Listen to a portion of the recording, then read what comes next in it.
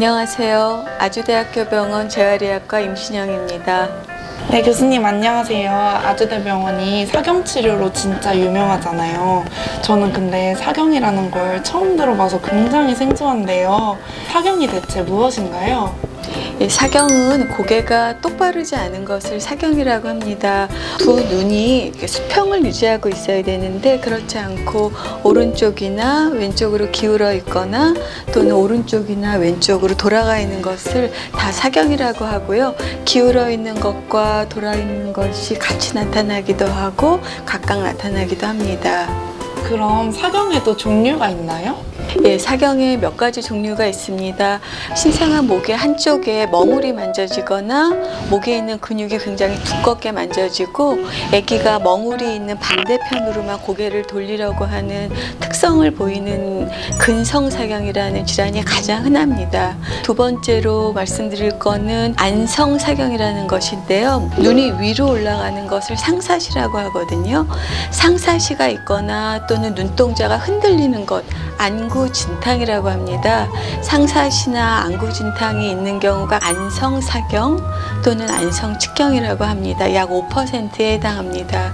그리고 세 번째는 목뼈의 구조 자체가 정상적이지 않은 것인데 선천적으로 반쪽짜리 형태의 척추가 생기거나 그러는 것인데요. 그런 경우에 고개가 기울 수가 있겠죠.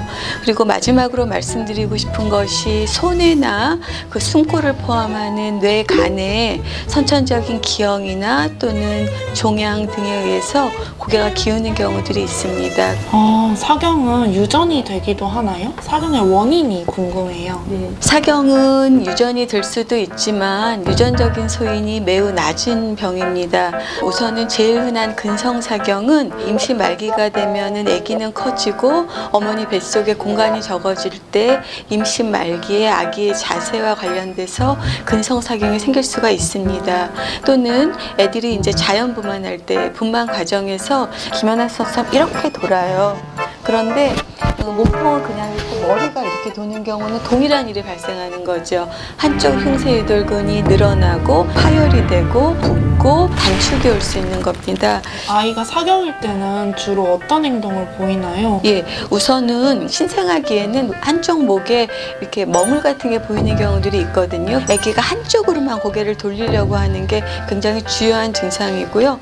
한쪽으로 돌리려고 그러니까는 신생아기의 말랑말랑한 머리가 납작해져서 사두가 오기도 하고요. 애들이 생후 4개월 정도가 되면 고개를 굉장히 똑바로 가누거든요. 발육이 빠른 애도 있고 늦은 애도 있기 때문에 기준은 6개월, 생후 6개월로 삼고요.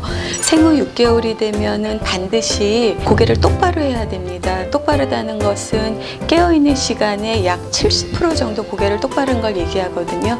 아프거나 졸립거나 멍할 때 고개 기우는 것은 기준으로 삼지 않습니다. 만약에 사경인지를 몰라서 방치하게 됐을 때 어떻게 되나요? 혹시 자연 치유는 어려울까요? 일반적으로는 치료하지 않고 치료가 되는 경우는 없다. 이렇게 생각하시는 게 안전할 것 같습니다. 사람은 이렇게 고개를 삐뚤고 살 수가 없어요. 어깨를 한쪽으로 올리든지 또는 고개를 꺾어서 이 두 눈을 수평으로 만들게 되거든요. 그래서 2차적으로 골격에 변화가 생길 수도 있고 이게 오래 진행되면 얼굴에 비대칭이 올 수도 있고 척추가 똑바르지 않은 척추 측만증이 올 수도 있고요. 적절하게 치료되지 않고 성인으로 가면은 통증도 많이 올 수가 있습니다. 사경도 시기에 맞춰서 검사를 받아야 될까요? 만약 받아야 된다면 어느 시기에 받는 것이 제일 좋은지 알려주세요. 예, 이거 좋은 질문인데요. 우선은 아기가 출생할 때 산부인과 병원에서 섬세하게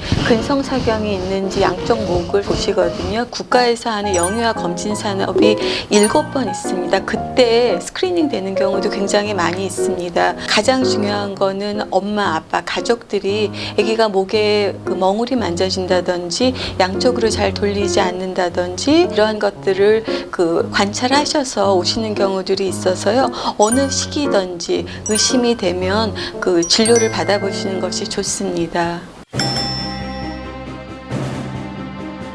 아기가 울어도 치료해야 되느냐고 물어보시는 부모님들이 많이 있거든요.